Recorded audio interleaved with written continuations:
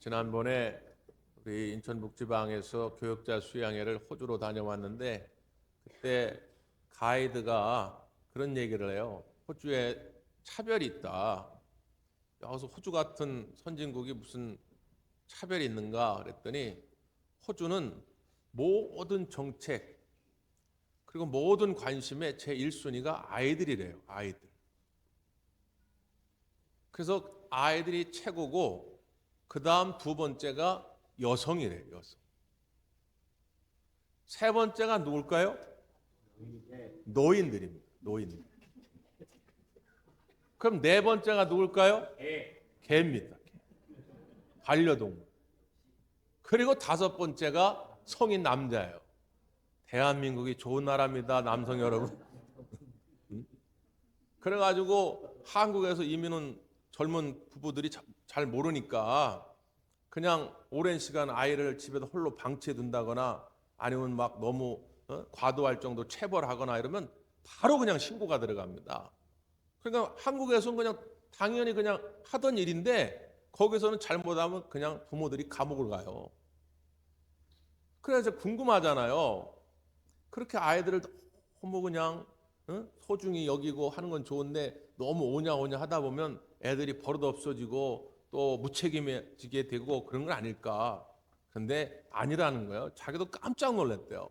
그래서 자기 애를 예를 들어주는 거예요. 자기 애가 이제 그 초등학교 이제 처음 들어갔는데 그 학교 갔다 와가지고는 화장실을 들어가지고 한 10분 됐는데도 안 나오더래요. 그 보통은 이제 뭐 볼일 보러 가면 한 2, 3분이면 나올 텐데 10분이도 안 나와.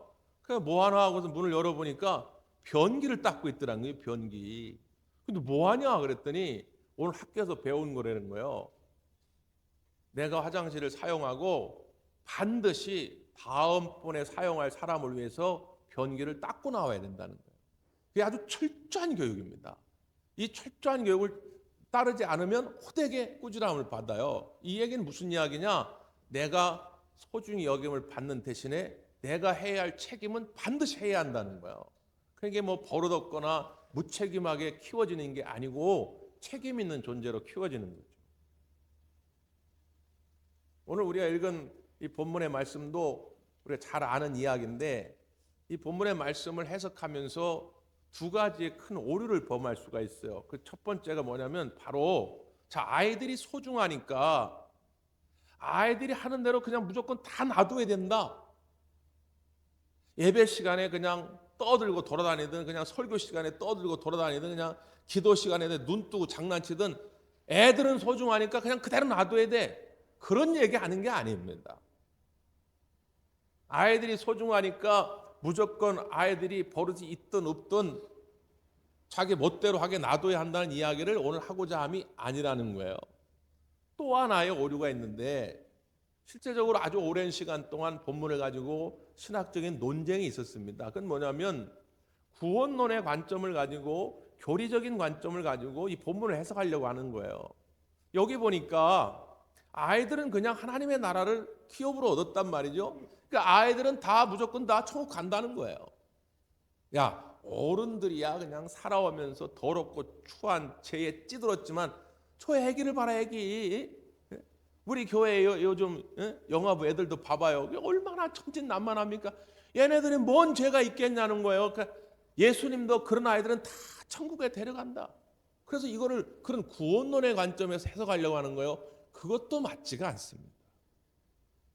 우리 감리교회 그리고 전통교회는 다 유아 세례를 인정해요. 유아 세례를 받아야 한다고 하는 건 뭐냐? 아이들도 죄인이라는 거예요. 죄인이기 때문에 유아 세례를 받는 겁니다. 그러니까 그런 교리적 관점으로 본문을 해석해서도 안 된다 그 말씀입니다. 저는 특별히 이 대림절기에 예수님을 만난 사람들의 이야기를 나누고 있는데 그래서 오늘 제목을 예수님께 가까이 가고자 했던 어린아이 이렇게 정해봤어요. 예수님께 가까이 가고자 했던 그 아이의 마음 또 아이의 부모들의 그 마음. 자, 그 마음들을 살펴보면 이 본문에서 우리 예수님이 우리에게 주고자 하는 주요 메시지를 발견하게 됩니다. 자, 한 절 한 절 한번 살펴볼까요? 15절인데요. 15절. 시작. 사람들이 예수께서 만져주심을 바라고 자기 어린아이를 데리고 오매 제자들이 보고 꾸짖거늘. 자, 사람들이 아이의 부모들이겠죠. 예수께서 만져주심을 바라고 자기 어린아기를 데리고 옵니다. 여기 어린아기들은 7세 이하의 영유아들입니다. 마가복음은 그래도 조금 큰 아이를 가리키는 용어를 썼는데 누가복음은 특별히 아주 갓난아기를 가리키는 용어를 사용해요. 그러니까 부모의 도움이 없이는 쉽게 예수님께 나오기 어려운 아주 영유아 아이들입니다. 그 아이들이 예수님께 나올 때 예수님이 이렇게 좀 만져주셔가지고 이렇게 안수도 좀 해주고 좀 이렇게 축복도 좀 해주고 그러면 좋을 것 같으니까 데리고 나온 거예요. 여기 무슨 문제가 있습니까? 여기 무슨 신학적인, 무슨 율법적인 무슨 문제가 있나요? 근데 제자들은 그 부모를 꾸짖었다 그 말이에요. 왜 꾸짖었냐 말이죠. 왜? 우리가 볼 때는 아무 문제 없어 보이는데 예수님의 제자들은 그 아이를 데리고 나온 부모들을 꾸짖습니다. 화를 냅니다. 여러 가지 이유가 있을 수 있겠는데 저는 크게 두 가지를 생각해 봅니다. 하나는 효용성의 문제예요. 효용성. 효용. 쓸모가 있냐라고 하는 관점이에요. 당시 유대인들 사고 가운데 뭐가 있었냐면 아이들은 하나님 앞에 큰 공적을 쌓을 수 없는 대상이라고 봤어요. 그러니까 요즘 표현으로 쉽게 말하면 아이들이 하나님 앞에 헌금해봐야 얼마나 하겠냐. 많이 해 한 1,000원 하겠지. 그 1,000원 헌금해가지고 뭐 교회에 무슨 큰 도움이 되겠냐 말이에요.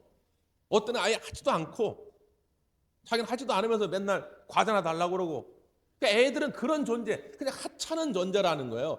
효용성의 문제에 있어서 별로 도움이 안 돼. 그러니까 유대인들의 기존 관념에 그런 생각이 있어요.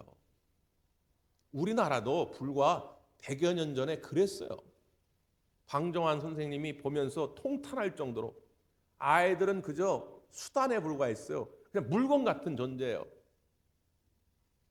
지금은 그래도 우리나라는 많이 좋아졌죠. 그러나 지금도 후진국들, 저 아프리카, 저 중동 국가 뭐 이런 후진국들을 보면 10살 먹은 여자아이를 60 넘은 남자에게 시집을 보냅니다. 그 왜 보내느냐? 딸을 팔아서 돈을 받는 거예요. 철저하게 효용성의 관점.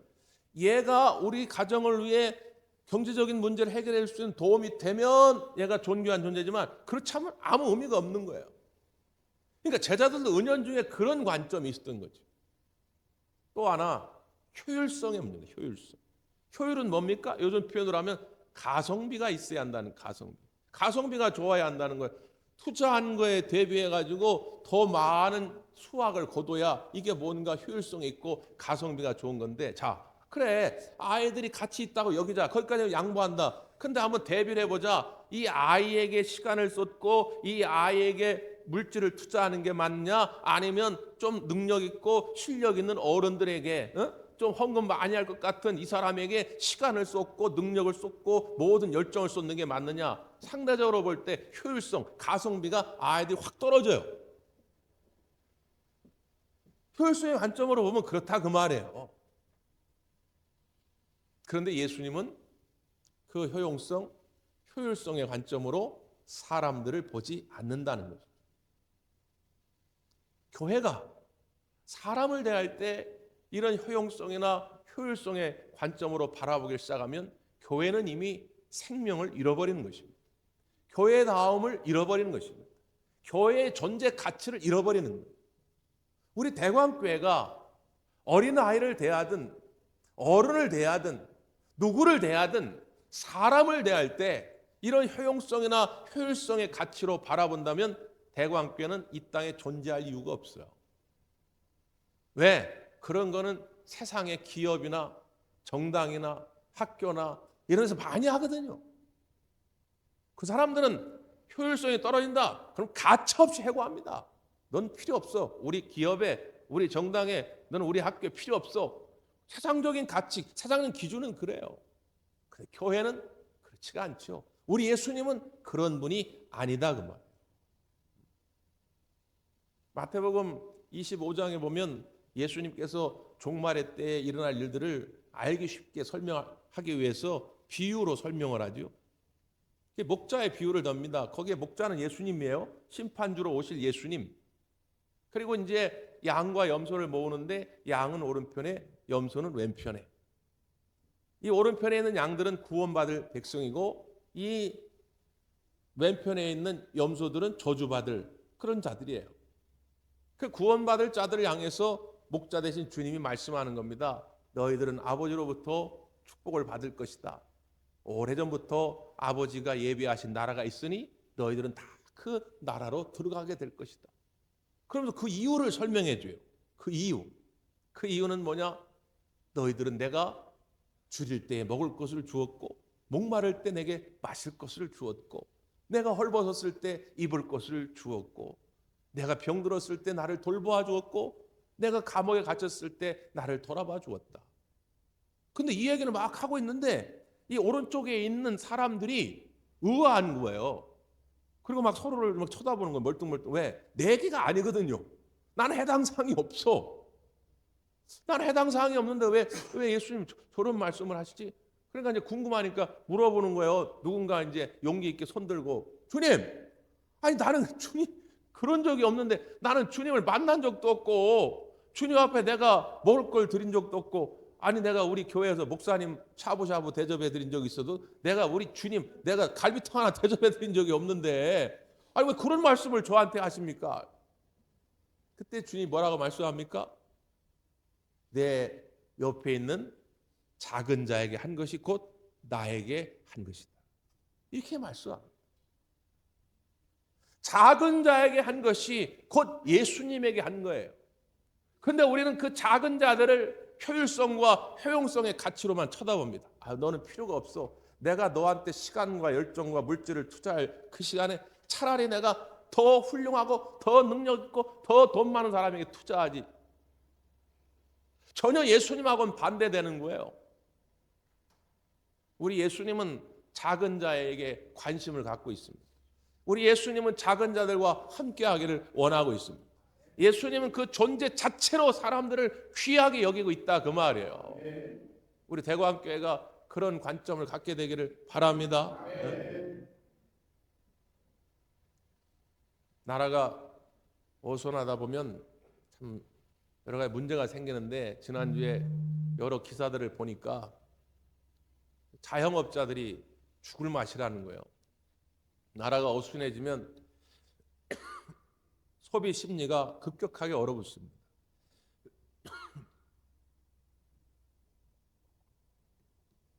야, 이런 시국에 무슨 회식이냐? 그래가지고 있던 거 다 취소하고, 응? 야, 이런 시국에 무슨 쇼핑이냐? 그러니까 사지도 않고. 근데 여러분, 누가 뭐라 하는 사람 없으니까 그 회식 예약한 거 있으면 다 잘 드시길 바래요. 응? 그게 나라를 살리는 길이에요. 너무 다 취소해버리면 지금 나라 경제가 완전 엉망돼버립니다. 또 하나 어떤 이야기를 하냐면 이렇게 나라가 어수선해지면 불우한 기관들 있잖아요. 불우한 이웃들을 향한 손길이 멈춘다는 거예요.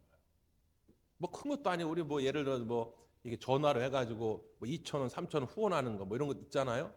근데 이렇게 나라가 어수선해지면 사람들의 마음이 강팍해지고 닫혀져가지고 그런 게 급격하게 줄어든다. 여러분 이번 대림절기 성탄절을 앞두고 여러분 곁에 우리 주님이 보내신 작은 자는 누굽니까? 그 작은 자는 그냥 온 사람이 아니고요. 예수님이 변장하여 온 그런 모습입니다. 예수님을 만나십시오. 예수님 만나기 위해서 얼마나 여러분 기도하십니까? 예수님께 갈비탕 하나 대접해 드리고 싶은데 예수님이 안 오셔가지고 얼마나 애가 탑니까? 예수님이 변장하고 여러분 옆에 작은 자로 와 계시다 그 말이에요. 그 작은 자를 섬길 수 있는 이번 대림절기가 되기를 바랍니다. 자, 이 제자들이 그 아이를 데려오는 부모들을 꾸짖으니까 이번엔 예수님이 화가 나셨어요. 오늘 본문에는 기록하고 있지 않지만 같은 사건을 기록하고 있는 마가복음 10장에는 예수께서 노하시오 그랬어요. 노하시오. 예수님이 노하시다라고 하는 표현이 복음서에 거의 등장하지 않아요. 성전 정화 사건 있죠? 그때 한번 예수님 노하셨는데 그 외에는 노하신 적이 없는데 오늘 이 사건에서 예수님이 화를 내셨더니 화를. 그 부모를 꾸짖고 가까이 오고자 하는 아이를 꾸짖는 제자들을 향해서 예수님이 화를 내셨다는 거예요. 그러면서 이렇게 말씀하는 겁니다. 16절 한번 16절 시작.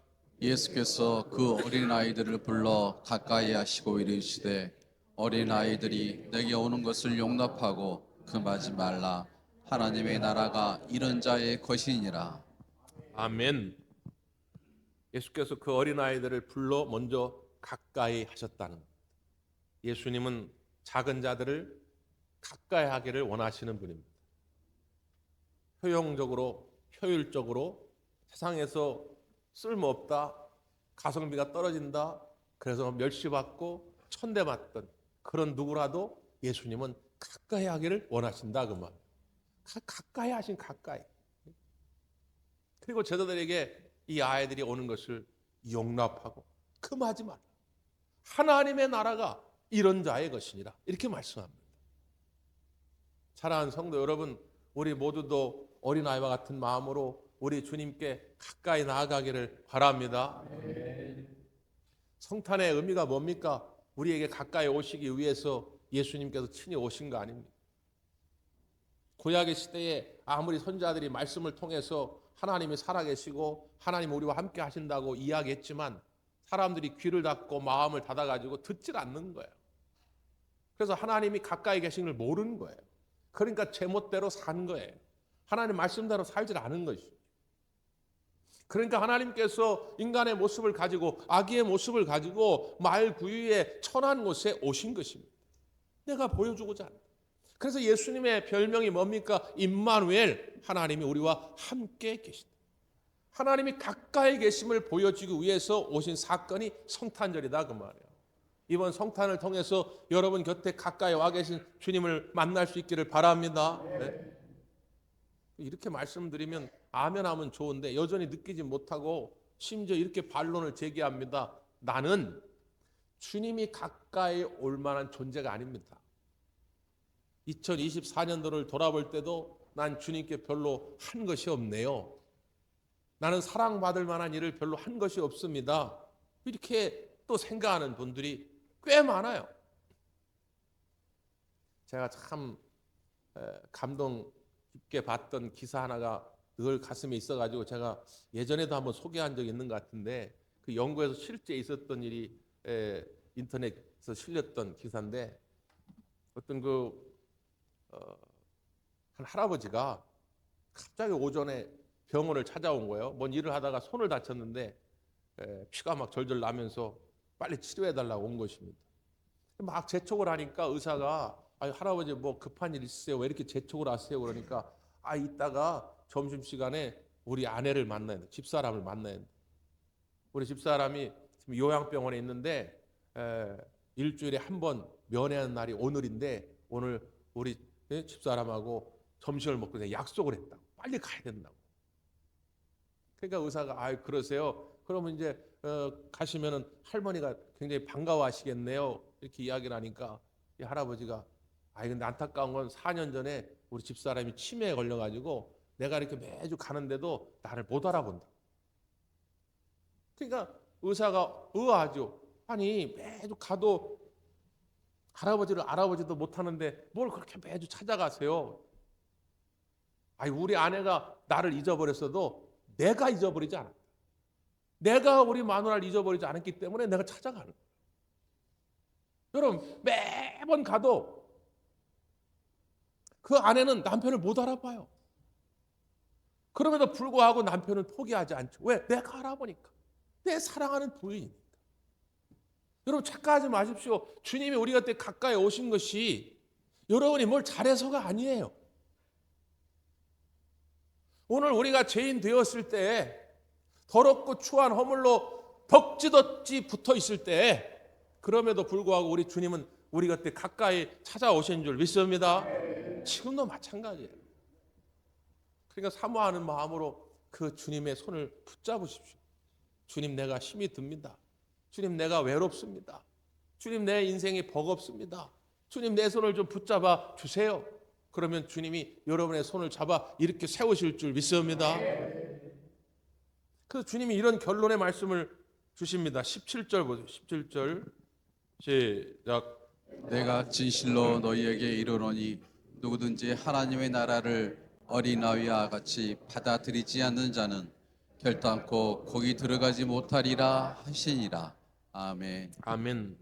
자, 여기가 오늘 이 사건의 핵심 주제를 담고 있는 구절인데 이 말씀을 잘 해석해야 한다 그 말이에요. 그래서 어린아이와 같이 받아들이지 않는 자, 뭘 받아들여요?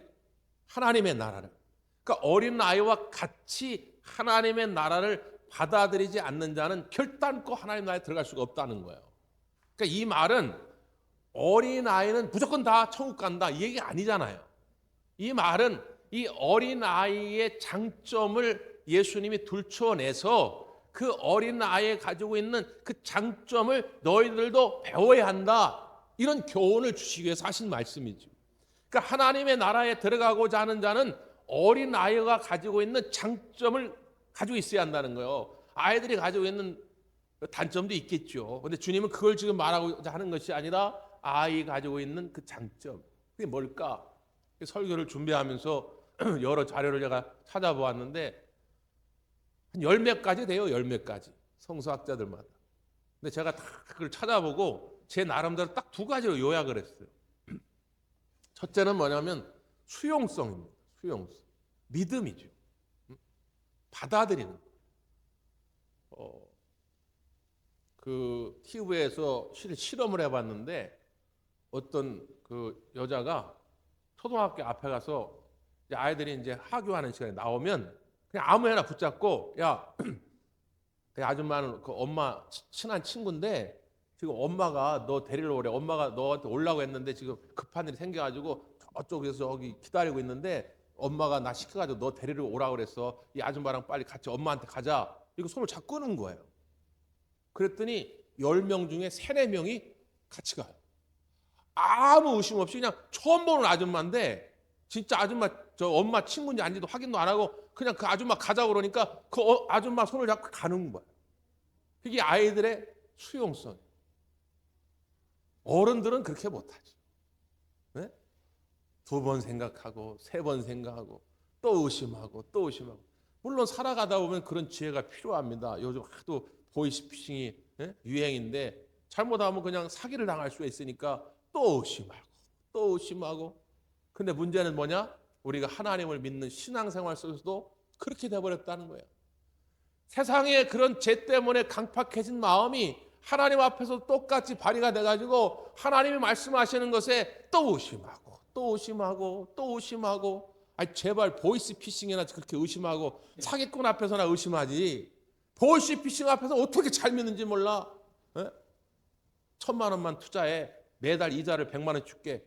그런 법칙은 없어요. 그런데 거기다 덜커니 1,000만 원 딱 맡겨요.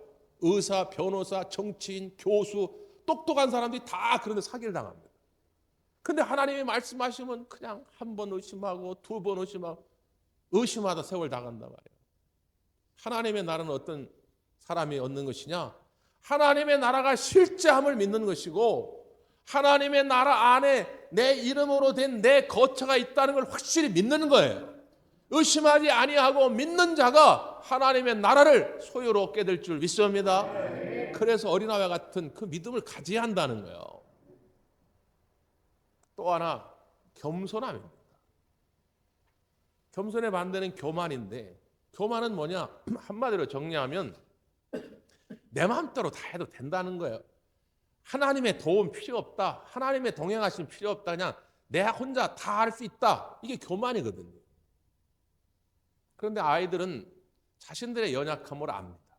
힘도 없고 돈도 없고 여러 가지 경험도 부족하고 그렇기 때문에 도움을 청하는 걸 부끄러워하지 않아요.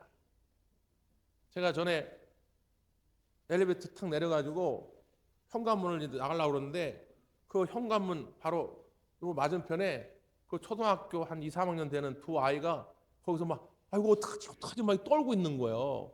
그래서 난 또 누구한테 쫓기나 싶어가지고 야 왜 그래 무슨 일이야? 아이고 아저씨 요 앞에 바퀴벌레가 있어요. 바퀴벌레.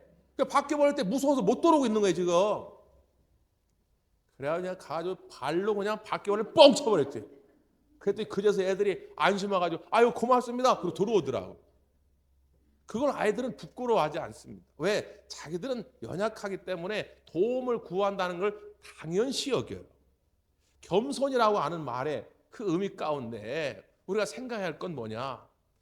정말 하나님을 믿는 자는 하나님께 도움을 구하는 것, 하나님을 의지하는 것을 부끄러워하는 것이 아닙니다. 주저하지 않는 거예요. 주님 내가 힘듭니다. 주님 내가 외롭습니다. 주님 내가 살아가기가 너무 버거워요. 나를 좀 도와주세요. 손을 내미는 자, 그가 천국의 주인공이 될 줄 믿습니다. 그럼 어떤 분도 이렇게 생각할 수가 있어요. 아니 그러면 늘 철없이 하나님 앞에 맨날 달라만 해야 되냐? 그 얘기가 아닙니다. 하나님의 존재를 믿고 하나님의 능력을 믿는 자들은 하나님께 도움을 구하면서 동시에 내 삶에 어떤 어려움이 생겼을 때 당장 문제가 해결이 안 돼도 흔들리지가 않습니다. 왜? 하나님이 기다리고 계시고 하나님이 뜻하신 바 계셔서 기다리고 계시구나 이걸 아는 거예요. 좋은 생각이라는 월간지에 실린 이야기인데 여기에서 근무하는 어떤 분이 기고한 글이에요. 이렇게 개찰구가 있는데 개찰구에 젊은 엄마하고 어린 아이하고 실갱이를 하고 있더래요. 그 개찰구를 빠져나오지 못하고 그래가지고 이제 이분이 이제 간 거예요. 그래서 아니 왜 고객님 뭘 도와드릴까요? 그랬더니 아이 괜찮습니다. 그게 아니라 지금 우리 아이 좀 훈련을 시키는데 혼자서 이 개찰구를 한번 통과하는 걸 해보려고 하는데 아이가 지금 겁이 나가지고 잘못하면 삑삑 소리 나고 거기 척 이렇게 막히고 그러니까 겁이 나가지고 얘가 지금 통과를 못하고 좀 기다리고 있는 중이에요. 그러더라고요. 기다리고 있는 중이에요. 아이 그러세요. 그러면 그냥 와가지고 어떻게 하나 이제 지켜본 거야. 이 아이가 과연 이 시험을 통과할 수 있을까? 근데 엄마가 야, 해봐 괜찮아 너 할 수 있어 해봐. 그런데 이 아이는 겁이 나도 못하고 있는 거야. 난생 처음 해보는 거야. 거기다 쭉 찍어가지고 그걸 통과하는 거를. 그런데 옆에서 보니까 자기 비슷한 또래 어떤 애가 당당하게 탁 하고선 그걸 통과하는 걸 본 거예요 얘가. 그러니까 엄마가 하라고 안 하더니 그 비슷한 또래가 하는 걸 보더니 자기도 가가지고 용기 있게 탁 찍고선 탁 통과를 한 거야. 그때 그 앞에 할머니 할아버지가 벌써 나와 계신 거예요. 그걸 보더니 아이고 우리 새끼 드디어 해냈네. 너 해낼 줄 알았어. 아이고 대견하다. 우리 새끼 아주 이쁘다. 박수를 쳐주는 거예요. 그 글을 기고한 분이 그걸 보면서 아 나도 인생에 커다란 언덕을 만났을 때가 많았는데 나는 그때는 몰랐는데 그 언덕 저편에서 나를 기다려주고 나를 격려해주던 내 부모님이 계셨고 내 친구들이 있었고 내 주변에 이웃들이 있었다는 걸 새삼 깨달았다는 거예요. 그래서 문자를 부모님이나 친구들한테 야 고맙다 엄마 아빠 고마워요 문자를 보냈다는 거예요. 네, 여러분 지금도 마찬가지입니다. 때로는 우리 하나님이 기다려줍니다. 가만히 기다리시는 게 아니라 박수 치면서 격려하면서 넌 할 수 있어 해낼 수 있어 우리를 기다려주고 있다고 하는 사실입니다. 오늘 믿음의 눈을 크게 뜨시고 우리 곁에서 가까이 함께 하시는 그 주님을 만날 수 있기를 간절히 바랍니다. 기도하겠습니다.